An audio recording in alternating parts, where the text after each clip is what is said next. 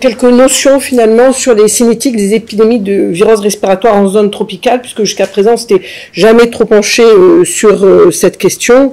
Et comme on va le voir, des études ont été réalisées, mais ne couvrent pas tous les pays. La première étude globalement qui a fait une synthèse sur ces cinétiques de virus respiratoires au niveau de la planète en ciblant la grippe et le VRS, c'est une étude rapportée en 2013 qui incluait 164 études qui avaient été publiées entre 1990 et 2009. Et pour être inclus dans ces études, il fallait au moins 3 ans de surveillance de la grippe et des infections à VRS. À noter, parmi les études incluses, un tiers provenait de zones tropicales et 6% d'Afrique. En effet, là, quand on voit la carte qui représente les différents sites d'études, on s'aperçoit que certaines zones sont moins représentées, que ce soit l'Afrique, mais aussi le centre de l'Amérique du Sud. Donc, voilà la carte globale que l'on a sur la grippe. Donc, la légende est la suivante. Les couleurs correspondent au mois où on observe le pic de l'épidémie. Donc, en bleu, ça sera janvier, février, et en rouge, juillet, juin. Et les tailles des diamètres correspondent à la durée de l'épidémie. Donc, ce que l'on peut déjà voir à travers cette carte, c'est qu'au niveau des zones tropicales, il va y avoir des pics donc de grippe qui vont être décalés dans le temps en fonction des zones étudiées. De plus, ce qui est observé notamment en Asie du Sud-Est, c'est que vous voyez qu'il y a deux types de couleurs. Ce sont des zones où on va observer une activité semi-annuelle avec deux pics de grippe, en sachant que pour conclure au fait qu'il y ait 2 pics différents, il faut les observer à 4 mois d'intervalle. Donc si on regarde par rapport aux courbes qu'a présenté Pierre-Édouard, donc ça c'était dans les zones tempérées, on voit du nord et du sud, donc en effet on voit le même pic qui correspond à l'hiver en fonction de l'hémisphère. Pour les zones tropicales, la modélisation de la courbe va être complètement différente puisqu'elle va être beaucoup plus étalée, puisque la répartition des pics vont être étalés en fonction des zones sur l'année. Il n'y a pas de différence dans la distribution, par contre, des pics saisonniers, que ce soit entre les régions tropicales de l'hémisphère nord ou de l'hémisphère sud. Alors, une des explications de la variabilité observée est notamment cette activité semi-annuelle grippale où on observera en Asie de l'Est et du Sud-Est un pic majeur en hiver et un pic mineur en été.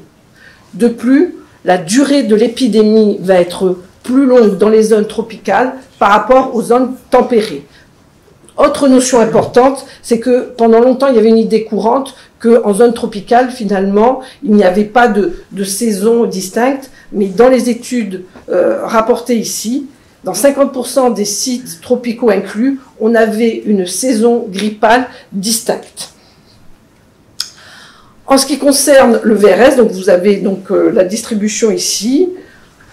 Comme la grippe, on s'aperçoit que les pics d'affection à VRS sont étalés dans le temps dans les zones tropicales par rapport aux zones tempérées. Là aussi, on observe cette activité semi-annuelle avec 2 pics, que ce soit ici en Asie du Sud-Est, mais aussi en Colombie.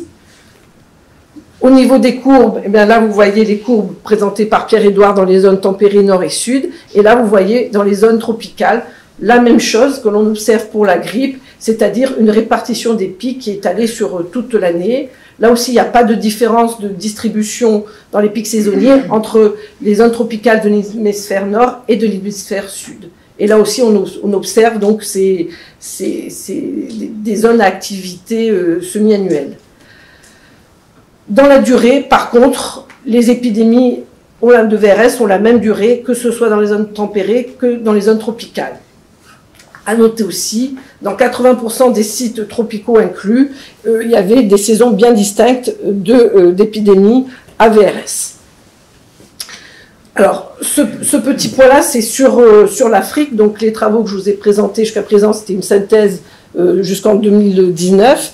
Et là, j'ai recensé sur cette carte les différentes études qui ont été publiées sur la grippe.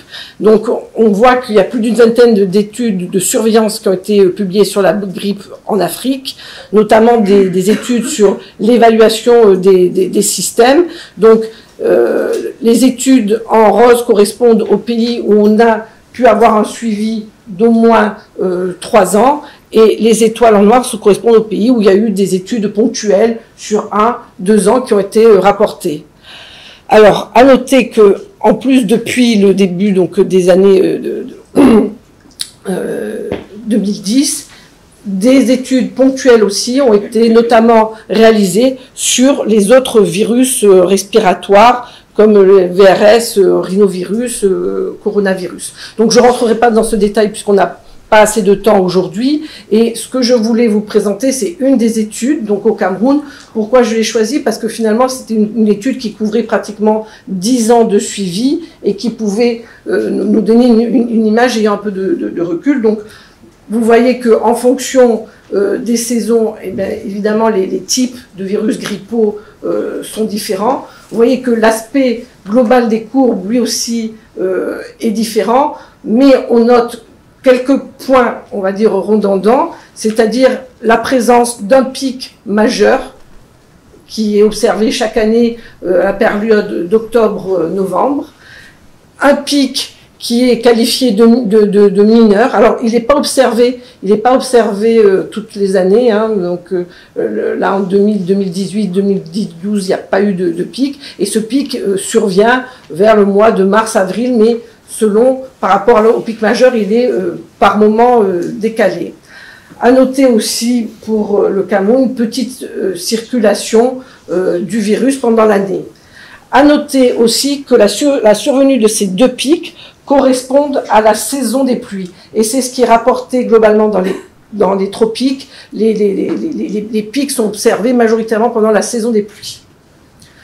Enfin, ici, c'est une synthèse des cas de Covid-19 qui ont été diagnostiqués dans certains pays d'Afrique. Donc, j'ai pris des pays en exemple, des pays d'Afrique avec qui on collabore. Donc, ici, nous avons le Sénégal, Mali, Guinée pour l'Afrique de l'Ouest et République démocratique du Congo, Gabon et République du Congo pour l'Afrique centrale.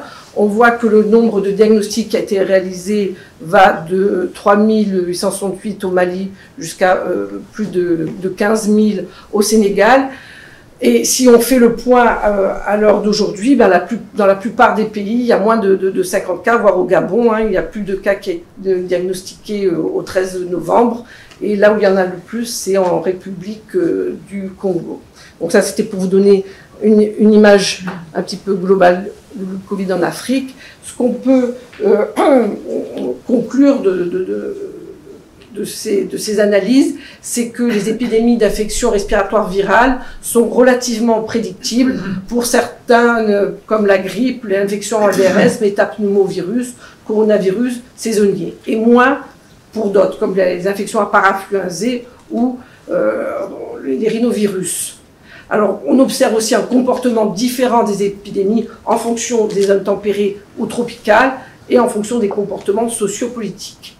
Par contre, il ne peut avoir de prédiction pour les épidémies pandémiques comme les influenza et le coronavirus, que ce soit dans leur survenue, leur distribution temporelle et géographique, et l'évolution et la persistance dans la population. Et maintenant, je vais passer la parole à Rémi qui va vous parler des épidémies de peste. Juste une seconde, je veux dire que ces éléments sur les épidémies virales respiratoires sont extrêmement importants parce que ça montre que tous les gens qui font de la prédiction sont fous. Parce que c'est un préjudice très compréhensible, et nous, la dernière pandémie entre guillemets auquel on a eu affaire, qui était celle de H1N1, il est arrivé pour la première fois de ma vie de voir que nous n'avons pas eu de grippe du tout, ni H1N1, ni H3N2 pendant l'hiver. si vous arrivez à faire des prédictions avec ça, c'est que vous êtes un magicien, un sorcier ou un prophète, auquel je ne crois pas. Donc c'est pas vrai. C'est juste pas vrai, et vous comprenez pourquoi ces émotions, un jour on va avoir 400 000 morts, le lendemain 1 million, le lendemain tout est fini, c'est juste pas vrai. On ne peut pas prédire ça, c'est pas possible.